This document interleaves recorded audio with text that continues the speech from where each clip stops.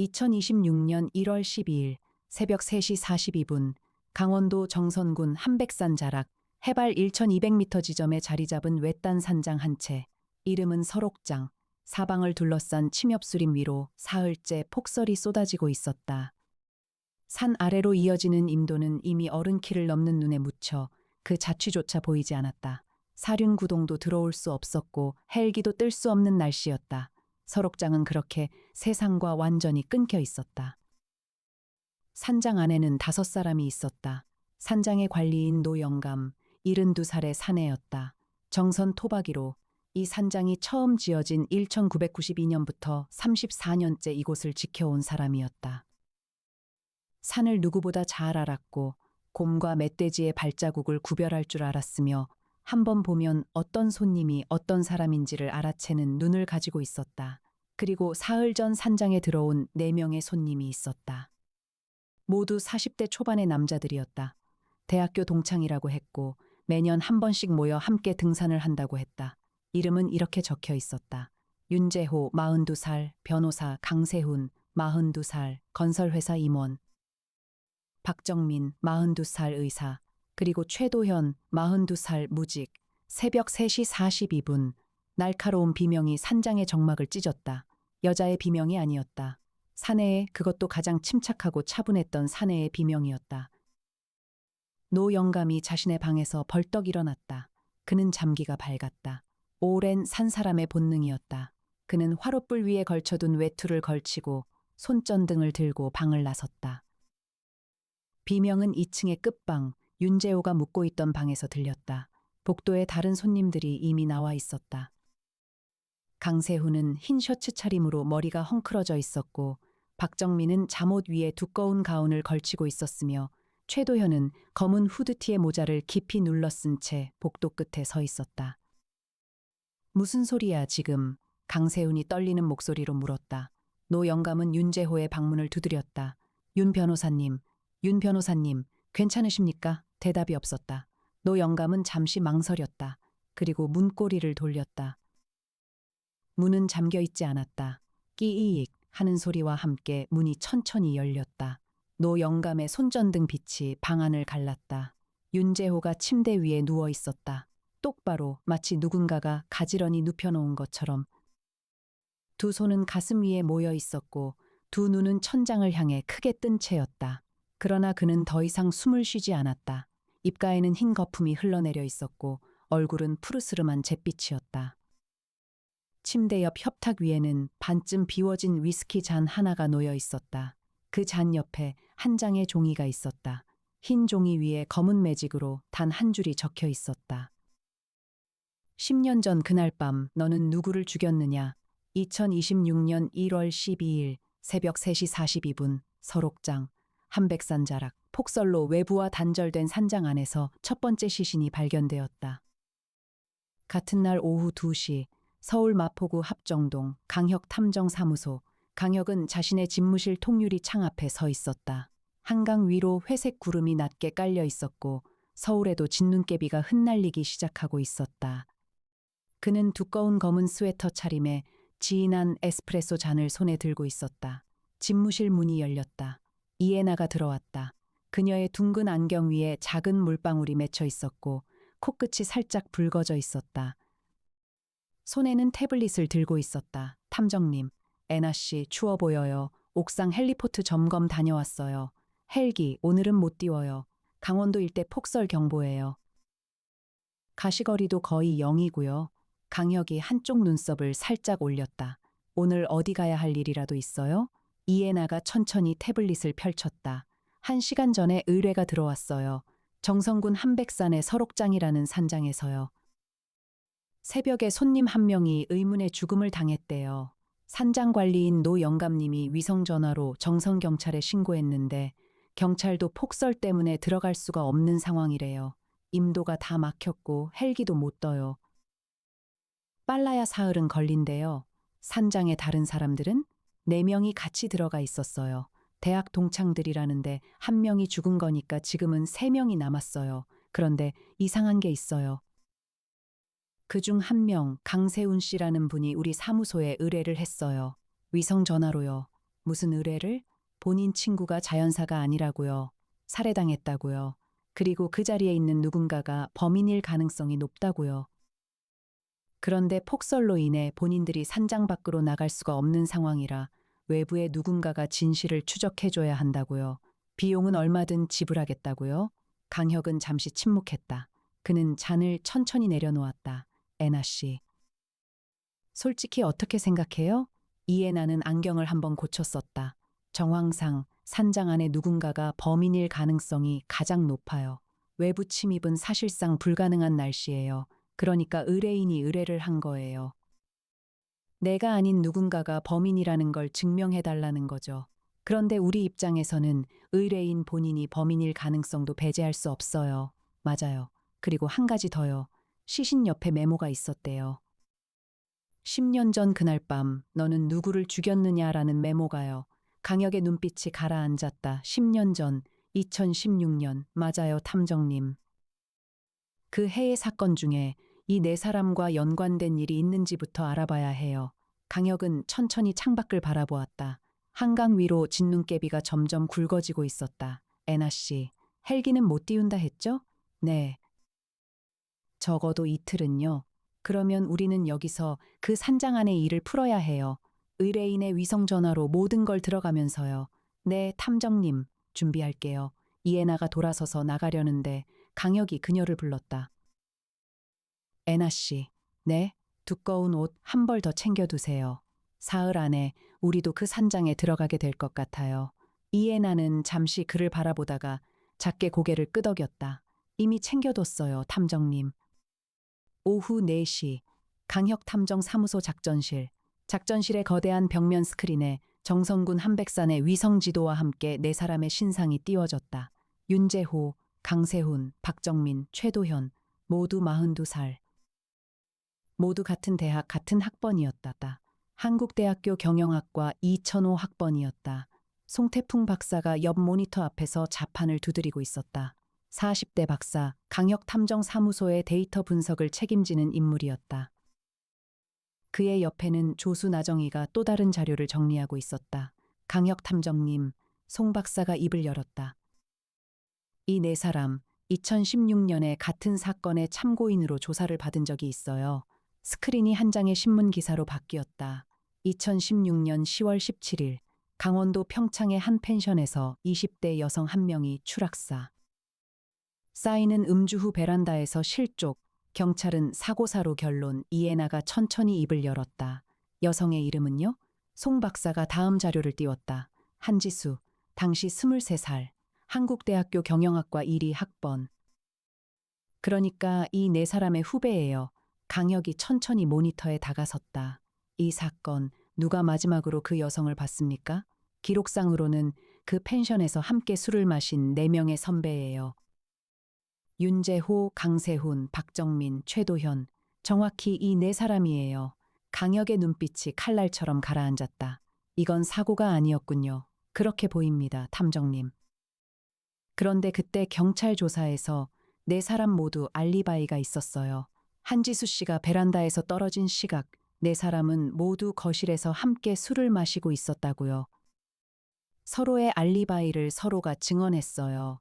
그래서 사고사로 종결됐군요. 그런데 한지수 씨한테 오빠가 한 명 있었어요. 이름은 한지석, 당시 28. 동생의 죽음을 사고로 받아들이지 못하고 10년 동안 진상규명을 요구해 왔어요. 그러다가 2024년에 본인도 갑작스러운 교통사고로 사망했어요. 이애나가 안경을 고쳤었다. 한지석 씨의 사망도 사고였나요? 공식적으로는요. 그런데 한지석 씨에게 아들이 한 명 있었어요. 이름은 한도윤, 현재 23살. 군제대 후 작년부터 행적이 묘연해요. 강혁이 천천히 고개를 끄덕였다. 애나 씨, 네, 탐정님, 산장에 5번째 사람이 있어요. 우리가 모르는. 같은 날 밤 10시 17분, 설옥장, 위성 전화기 너머로 강세훈의 목소리가 떨리며 흘러나왔다. 강혁과 이애나는 작전실의 스피커폰 앞에 마주 앉아 있었다. 탐정님, 한 명 더 죽었어요. 박정민이요. 자기 방에서요. 또 똑같아요. 위스키 잔이 옆에 있고 메모도 있어요. 10년 전 그날 밤 누가 그 아이를 베란다에서 밀었느냐라고요? 강혁이 깊은 숨을 들이마셨다. 강세훈 씨, 침착하게 들으세요. 지금 산장 안에 몇 명이 남아 있습니까? 저랑 도현이, 그리고 노 영감님이요. 3명이에요. 노 영감님은 지금 어디 계시죠? 1층 식당에 계세요. 식칼을 들고 계세요. 본인이 우리를 지키신대요. 최도현 씨는요? 자기 방에 들어갔어요. 문을 잠갔고 아무도 들이지 않겠다고요. 강혁은 잠시 침묵했다. 그러고는 천천히 단호한 목소리로 말했다. 강세훈 씨. 한 가지만 솔직하게 답해 주십시오. 2016년 10월 17일 그날 밤 평창 펜션에서 한지수 씨에게 무슨 일이 있었습니까? 전화기 너머에서 긴 침묵이 흘렀다. 그리고 마침내 강세훈의 목소리가 가라앉은 채로 흘러나왔다. 사고였어요. 정말로요. 강세훈 씨. 아니, 사고는 아니었어요. 그날 밤 우리는 다 같이 술을 마셨어요. 지수가 좀 취했고 윤재호가 좀 무리하게 굴었어요. 지수가 거부했고 둘이 베란다에서 다퉜어요. 그 다음은 저는 보지 못했어요. 거실에서 술을 마시고 있었어요. 정민이랑 도연이도 같이요. 그런데 잠시 후에 비명이 들렸고 베란다로 뛰어가 보니까 그가 말을 잇지 못했다. 지수는 이미 아래에 떨어져 있었어요. 재호는 베란다에 혼자 서 있었고요. 그때 재호가 우리한테 부탁했어요. 자기는 그저 다투기만 했다고, 떨어진 건 사고였다고, 그러니까 다 같이 거실에서 술을 마시고 있었다고 말해달라고요. 우리는 그렇게 했어요. 10년 동안요. 그리고 한지수 씨의 오빠 한지석 씨가 진상을 캐고 다닌 것도 알고 계셨겠군요. 네. 알고 있었어요. 한지석 씨의 사망도 우연이 아니었습니까? 전화기 너머에서 또다시 긴 침묵이 흘렀다. 재호가요. 재호가 어떤 사람을 통해서 그렇게 만들었다고 들었어요. 저희는 직접 가담은 안 했어요. 그런데 알고도 침묵했어요. 강혁이 천천히 눈을 감았다. 이해나가 그의 옆얼굴을 가만히 바라보았다. 강세훈 씨, 잘 들으세요. 지금 산장 안에 5번째 사람이 있을 가능성이 매우 높습니다. 한지석 씨의 아들 한도윤이라는 청년이에요. 23살이고 작년부터 행적이 묘연해요. 네? 그게 무슨 위스키 잔에 독이 들어 있었을 거예요. 그 위스키는 처음 산장에 들어오실 때 누가 가져왔습니까? 정민이가요. 본인이 좋아하는 위스키라고 한 박스를 가져왔어요. 그 위스키 박스에 누군가가 접근할 기회가 있었을 겁니다. 산장 밖에서요, 아니면 산장 안에서요. 노 영감님께 여쭤보세요. 사흘 전 여러분이 들어오기 전에 누군가 산장에 와 있었는지요. 전화기 너머에서 강세훈이 노 영감에게 묻는 소리가 흘러나왔다. 한참 후 노 영감의 목소리가 직접 전화기에 들렸다. 강 탐정님, 사실은요. 손님들 오시기 일주일 전쯤에 젊은이 한 명이 며칠 와 있었어요. 산장 보수 일을 좀 도와주겠다고요. 일당도 안 받고요. 그저 밥만 먹여달라고요. 그래서 사흘 동안 같이 있다가 손님들 오시기 전날에 산을 내려갔어요. 이름은 도윤이라고 했어요. 강혁의 눈이 번뜩였다. 노 영감님, 그 청년 어떻게 생겼습니까? 키가 한 1m 75쯤, 마른 체격이에요. 눈이 좀 깊고 말수가 적었어요. 그런데 이상하게 산장 구석구석을 잘 알고 있었어요. 처음 와봤다는데도요. 이해나가 송 박사 쪽으로 고개를 돌렸다. 송 박사가 이미 자판을 두드리고 있었다. 한도윤, 작년 군 제대 후 행적 추적, 마지막으로 확인된 위치, 강원도 정선군 사부급, 작년 10월이에요. 그 후로는 신용카드 사용 기록도 휴대폰 기지국 기록도 없어요. 정선이군요. 강혁이 고개를 끄덕였다. 그 청년은 산을 내려간 게 아니에요. 산 어딘가에 있어요. 사흘 동안 산장에 머물면서 손님들이 들어오기 전에 모든 준비를 해둔 거예요. 위스키 박스에 손을 댔고 산장 구조를 파악했고 폭설이 오기를 기다린 거예요. 밤 11시 42분, 설옥장. 위성 전화기 너머에서 강세훈이 다급한 목소리로 다시 연결을 해왔다. 탐정님, 도연이가 없어요. 도연이 방에 가봤는데 방이 비어 있어요. 문은 안에서 잠겨 있었는데 창문이 열려 있어요. 창문 아래로 발자국이 이어져 있어요. 산 쪽으로요. 강혁이 자리에서 일어섰다. 강세훈 씨, 절대 따라 나가지 마세요. 산장 안에 계세요. 노 영감님과 함께 식당에 모여 계세요. 식당 문을 안에서 잠그고 누가 두드려도 절대 열지 마세요. 제가 누구냐고 묻고 제가 약속한 단어를 말하지 않으면 절대로요. 약속한 단어가 뭔데요? 합정동의 봄이에요. 외워두세요. 합정동의 봄. 알겠습니다. 전화를 끊고 강혁이 이해나를 바라보았다. 애나 씨, 헬기는요? 아직 띄울 수가 없어요. 그런데 탐정님, 한 가지 방법이 있어요. 뭐죠? 드론이요. 우리 최신 드론 중에 폭설과 강풍에도 견디는 군용급 기체가 2대 있어요. 위성 항법으로 산장 위까지는 보낼 수 있어요. 열화상 카메라도 달려 있어요. 산속에서 사람의 체온을 잡아낼 수 있어요. 강혁이 천천히 고개를 끄덕였다. 하나는 산장 주변을 살피고 하나는 산속으로 들어간 그 청년을 찾는 데 쓰죠. 이미 준비해 두었어요, 탐정님. 송태풍 박사와 나정이가 드론을 띄웠다. 2대의 군용급 드론이 강원도의 폭설을 뚫고 한백산 자락을 향해 시속 120km로 날아갔다. 작전실의 거대한 스크린에 드론의 실시간 영상이 떴다. 흰 눈으로 뒤덮인 산속에서 한 점의 붉은 빛이 잡혔다. 열화상 카메라가 잡은 한 사람의 체온이었다. 산장에서 동쪽으로 약 400m 떨어진 곳 침엽수림 한가운데 그는 움직이고 있었다. 산장 쪽으로 천천히 그러나 분명히 다가가고 있었다. 이에나가 화면을 가리켰다. 탐정님, 저 사람 산을 내려가지 않았어요. 다시 산장으로 향하고 있어요. 한도윤이에요. 강혁의 눈빛이 가라앉았다. 그리고 산장 안에서 사라진 최도연 씨가 어디에 있는지도 봐야 해요. 또 다른 드론이 산장 주변을 정밀 스캔했다. 그리고 또 하나의 붉은 점이 산장에서 100m쯤 떨어진 작은 헛간 안에서 잡혔다. 저기에요. 이에나가 말했다. 최도연 씨는 도망간 게 아니에요. 누군가가 그를 그 헛간으로 옮겨놓은 거예요. 체온은 살아있어요. 하지만 거의 움직이지 못해요. 2026년 1월 13일 새벽 2시 강혁탐정사무소. 강혁은 형에게 전화를 걸었다. 강민혁, 검찰청 고위 간부였다. 형, 혀가 새벽에 무슨 일이냐? 형 부탁이 있어. 강원도 정선 한백산 설옥장에서 살인사건이 진행 중이야. 폭설로 외부 접근이 막혔어. 정선 경찰서로는 들어갈 수가 없는 상황이고 우리 드론이 사건 추이를 보고 있어. 군 헬기 한 대만 띄울 수 있을까? 응급 구조 명목으로 전화기 너머에서 잠시 침묵이 흘렀다. 혀가 위험한 거 아니냐? 위험해, 형. 그래서 가야 해. 거기 안에 살아있는 사람이 셋이고 산속에 범인이 1명이야. 그리고 헛간에 갇힌 사람이 1명 더 있어.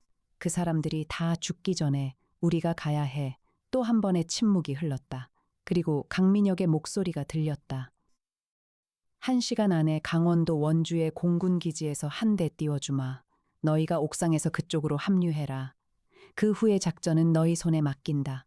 단, 혀가, 형, 무리하지 마라. 살아서 돌아와라. 알겠지? 알겠어, 형. 고마워. 새벽 4시 17분, 한백산 상공. 군 헬기 한 대가 폭설을 뚫고 한백산 자락에 접근하고 있었다. 강혁과 이에나가 탑승해 있었다. 강혁은 검은 방한복 차림이었고 허리에는 권총이 채워져 있었다. 이에나도 같은 검은 방한복 차림이었고 둥근 안경 위에는 야간 투시 고글이 얹혀 있었다. 조종사가 무전으로 외쳤다. 설옥장 상공 도착. 그러나 착륙은 불가능합니다.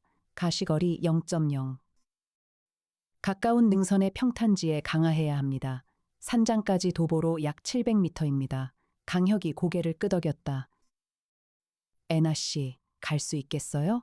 이에나가 한쪽 손에 산악용 등반줄을, 다른 한쪽 손에 헤드랜턴을 든 채로 그를 바라보았다. 탐정님이 가시면 저도 가요. 두 사람은 강화줄을 타고 능선으로 내려섰다. 눈은 허벅지까지 차올랐다. 바람은 시속 40km로 옆얼굴을 때렸다. 강혁이 앞장섰고 이에나가 뒤를 따랐다. 두 사람은 강혁의 형사 시절 본능과 이에나의 정확한 위성 항법 정보에 의지해 천천히 산장 쪽으로 나아갔다. 500m쯤 갔을 때 강혁이 갑자기 손을 들어 멈춤 신호를 보냈다. 그는 한쪽 무릎을 꿇었다. 눈 위에 발자국이 있었다. 한 사람의 발자국, 산장 쪽으로 이어져 있었다. 애나 씨, 산장 안에 들어가기 전에 헛간 먼저 해요. 최도연 씨를 먼저 구해야 해요. 네, 탐정님. 헛간 앞, 강혁이 문을 살그머니 열었다. 안에서 신음소리가 들렸다. 최도현이 마구간에 쓰던 낡은 의자에 결박된 채로 입에는 천이 물려 있었다. 그러나 살아 있었다. 이에나가 빠르게 다가가 결박을 풀었다. 최도현 씨, 정신 차리세요. 강혁 탐정 사무소예요. 최도현의 눈이 천천히 떠졌다. 그가 떨리는 입술로 말했다. 그 청년이 저를 끌고 왔어요. 그러면서 말했어요. 자기는 저는 안 죽일 거라고요. 자기는 2명만 죽이면 된다고. 자기 아버지를 죽인 자, 그리고 그것을 사주한 자, 윤재호와 박정민이라고요. 저는 알고도 침묵했지만 직접 손을 대지는 않았기 때문에 그래서 살려둔다고요. 그런데 강세훈 씨는요? 강세훈도 자기를 직접 도왔다고 했어요. 한지석 씨를 차로 친 사람이 강세훈이라고요. 새벽 5시 2분 설옥장 앞 산장의 1층 식당에는 불이 켜져 있었다. 강혁은 산장 정문 앞에 다가섰다. 그리고 천천히 문을 두드렸다. 강세훈 씨. 강혁입니다. 문 안쪽에서 노영감의 떨리는 목소리가 들렸다. 약속한 단어를 합정동의 봄. 잠시 후 문이 천천히 열렸다. 노영감이 식칼을 든 채로 서 있었다. 그리고 그 뒤에 강세훈이 있었다. 그러나 강세훈의 뒤에는 또 다른 사내가 서 있었다. 키 1m 75, 마른 체격, 깊은 눈, 검은 후드티에 모자를 깊이 눌러쓴 청년. 그의 한쪽 손에는 칼이 들려 있었다. 칼끝은 강세훈의 목 가까이에 닿아 있었다. 한도윤이었다. 더 이상 다가오지 마십시오. 한도윤의 목소리는 의외로 차분했다. 떨림이 없었다. 이 사람은 제 아버지를 차로 친 사람입니다. 제 고모를 베란다에서 밀어 떨어뜨린 자, 그 일을 사주한 자 모두 죽었어요. 이제 이 사람만 남았습니다. 이 사람만 죽이면 저는 그만둡니다. 자수도 하겠습니다. 강혁은 한쪽 손을 천천히 들어보였다. 다른 한 손은 여전히 옆구리에 내려둔 채였다. 한도윤 씨, 저를 아십니까? 알아요. 당신의 아버지 한지석 씨, 그리고 당신의 고모 한지수 씨. 두 분의 죽음에 대해 10년 동안 누구도 진실을 말해주지 않았다는 것도요. 한도윤의 눈빛이 흔들렸다. 그래요. 누구도 말해주지 않았어요. 경찰도, 검찰도, 법원도요. 그래서 제가 직접 왔어요. 한도윤 씨, 잘 들으세요. 당신은 2사람을 죽였어요. 그 일은 돌이킬 수 없어요. 그러나 이 사람마저 죽이면 당신은 그저 살인자로만 남아요. 한지수 씨와 한지석 씨의 진실은 영원히 묻혀요. 그러나 지금 칼을 내려놓으면 그 진실은 세상에 드러나요. 강세훈 씨가 자기 손으로, 자기 입으로 진실을 말하게 만들 수 있어요. 제가 약속하겠습니다. 약속을 어떻게 믿어요? 강혁이 천천히 고개를 돌려 이에나를 바라보았다. 이에나가 한 걸음 앞으로 나섰다. 그녀의 휴대전화에는 강세훈이 자정 무렵 강혁에게 털어놓은 모든 자백이 위성전화 통화 녹음으로 저장되어 있었다. 한도윤 씨, 이에나의 목소리는 차분했다. 1시간 전에 강세훈 씨가 모든 진실을 저희에게 말했어요. 한지수 씨가 윤재호 씨에게 밀려 베란다에서 떨어진 일도, 한지석 씨를 자신이 차로 친 일도요. 이 녹음은 이미 저희 사무소의 보안 서버와 검찰의 보안 회선에 동시에 저장되어 있어요. 당신이 강세훈 씨를 죽이지 않아도 강세훈 씨는 살인죄로 처벌받게 돼요. 한지수 씨의 죽음에 대한 진상도 10년 만에 다시 수사가 시작되어 한도윤의 손이 떨리기 시작했다. 정말요? 정말이에요. 강혁이 한 걸음 다가섰다. 한도윤 씨, 당신이 가장 두려워한 게 뭐였나요? 아버지와 고모의 진실이 영원히 묻히는 거였잖아요. 그 진실은 이제 묻히지 않아요. 당신의 손을 더 더럽힐 필요가 없어요. 한도윤의 얼굴이 천천히 일그러졌다. 그는 칼끝을 내렸다. 그리고 천천히, 그러나 분명하게 칼을 바닥에 떨어뜨렸다. 챙 하는 소리가 새벽의 산장에 울렸다. 그는 그 자리에 무릎을 꿇었다. 그리고 두 손에 얼굴을 묻은 채 처음으로 흐느꼈다. 아버지. 2026년 1월 13일 오후 2시 폭설이 그치고 한백산에 햇살이 비쳤다. 군 헬기 2대와 경찰 헬기 1대가 설옥장 위로 도착했다. 한도윤은 수갑을 찬 채 조용히 헬기에 올랐다. 강세우는 들것에 실려 별도의 헬기로 옮겨졌고 곧바로 강민혁 검사 휘하의 검찰 특별수사팀이 그를 인수했다. 10년 전 한지수의 죽음과 2년 전 한지석의 죽음에 대한 재수사가 그날부로 시작되었다. 설옥장 앞마당. 강혁과 이해나가 헬기에 오르기 직전 잠시 마주 섰다. 하늘은 푸르게 개어 있었고 산은 다시 고요했다. 애나 씨, 네 탐정님, 피곤하죠? 피곤해요. 그런데 이상하게도 마음이 무겁지 않아요. 강혁이 작게 웃었다. 왜요? 세 사람이 죽은 사건이에요. 두 사람은 자기 죄의 무게로 죽었고 한 사람은 그 죄를 알고 침묵한 죄로 살인범 옆에서 떨고 있었어요. 그런데 그 사이에서 한 청년이 마지막에 칼을 내려놓았어요. 그 청년은 살아남았어요. 그게 이번에는 가장 다행이에요. 강혁이 천천히 고개를 끄덕였다. 그의 눈 한쪽 눈썹을 가로지르는 흉터에 햇살이 옅게 비쳤다. 애나 씨, 한 가지 부탁이 있어요. 네, 탐정님. 서울에 도착하면 같이 따뜻한 거 한 그릇 먹으러 가요. 너무 추웠어요. 이애나의 안경 너머 눈이 살짝 흔들렸다. 그러나 그녀는 곧 평소의 차분한 표정으로 돌아왔다. 네, 탐정님. 김밥 말고요. 부검실에서나 김밥을 드세요. 저혈당 예방용으로요. 두 사람은 작게 웃었다. 그 웃음소리가 한백산의 맑은 공기 속으로 가볍게 흩어졌다. 그리고 헬기의 프로펠러가 다시 돌기 시작했다. 산은 죽은 자를 품고 산자는 산을 내려간다. 그것이 모든 산장의 오랜 약속이었다. 그러나 이번 산장은 살아남은 한 청년의 흐느낌을 함께 품고 봄을 기다리게 되었다. 강혁은 그 사실이 이번 사건의 가장 깊은 진실이라고 생각했다. 그리고 그 옆에는 늘 그보다 한 발 앞서 그의 길을 준비해두는 한 여자가 있었다.